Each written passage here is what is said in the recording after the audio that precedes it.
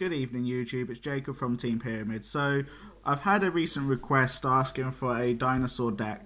So, I threw together this Dino Rabbit deck. I haven't put a side deck, an extra deck with it, so that's totally up for your own choice in regards to it. So, I quite like the Dino Rabbit deck. It's to get as much damage out as possible, and that way, that's why I think it don't need the extra deck. However, if you want to run one with it, totally your choice. So, as always, this is my interpretation on the deck. If you guys think of any cards that you think I should run in it, or even just to tweak it to make it better, please let me know in the comments below. So, I run 3 Rescue Rabbits. So, I run 3 Rescue Rabbits because this card, obviously the card cannot be normal summon, but when you banish this card from its own effect, you can then go ahead and special summon 2 normal monsters with the same name from your deck. Brilliant, utterly brilliant, especially with links. However, I use it so that way we get the fodder in the graveyard and we can stab for damage at the same time.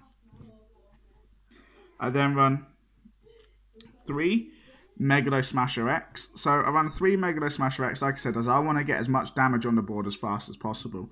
And he's 2000 attack and 0 defense, and he's a dinosaur. So when he does go to the grave, he's fodder for what you want for in cards that you already have in your hand or in your deck as resources. I then run 3 Sabresauruses. So I run 3 Rescue Rabbits. I also run 3 Sabresauruses as well. For the simple reason it's the second name that you can go ahead and get into. It's 1900 attack and 500 defense. Yeah, it's a vanilla, but it's another dinosaur, like I said, and it does get extra damage on the board. Then I run 3 Gillosaurus. So I run 3 Gillosaurus due to the fact of this card you can special summon from your hand, and you can go ahead and let your opponent special summon from the graveyard 1 monster. That's a bit of a downside, yeah, I get that. But however, if this card has if you have multiples of it in your hand on the first turn, then you could go ahead and special summon multiples of it, and then you can still, and obviously your next turn you can stab for game. Yeah, it's only 1400, but monsters these days running in most decks aren't that big, so aren't really dramatically big. They're between 1000 to 1500, so it fits quite nicely in there. I then run 2 Ultimate Conductor Tyrannos. So I would run 3, however it clogs and it does get bricky. 2 is perfect. I'm not gonna lie. If you are summoning 3, personally, I would like to know how you haven't won the game by the time you're already getting a 3rd one off. Its effect is incredible. It's such a good boss monster, and it's so easily brought out in this deck, obviously, because you're just getting everything to the grave. I then run 1 Tyranno Infinity. So the reason why I run Tyranno Infinity is because we can go ahead and you're banishing a load of monsters, and then it gains attack points equal to the amount of monsters that are banished. So dinosaur type monsters that are banished. That's brilliant. I then run 1 Miscellaneousaurus. I would run 3 if Konami ever bring it back off the ban list. Brilliant card in the deck. Just makes your monsters immune. And then, obviously, in most Dino Rabbit builds, they don't run this card, but I run 1 Soul Eating Oviraptor in this build, due to the fact it lets you search or throw to the graveyard. Like I said, that's what I want, to get to the graveyard, so it's really good to have. I wouldn't run more than 1 of it in this particular build. However, if I was going for a pure dinosaur rather than Dino Rabbit, definitely bump it to 3. Then for the babies, I run 3 Baby Cerasauruses, and then 1 Petite Pterodon. So a reason why I run them is because obviously it gets your resources out onto the field as fast as possible. I'm thinking of actually cutting Petite down and putting a Giant Rex in instead, because obviously when you banish the Giant Rex you get it back, and this one only lets you summon level 4 and higher. So it's not as good, especially in the Dino Rabbit build, but we'll see after a few more play tests. So that's it for the monsters. Off to the spells. We then run 3 of the Lost World. Card is absolutely phenomenal for dinosaurs. Just sheer power in this deck. Start off with all the monsters on your field gain 500 attack and defense So that makes your your Gilosauruses up to 1900 straight away, which is incredible.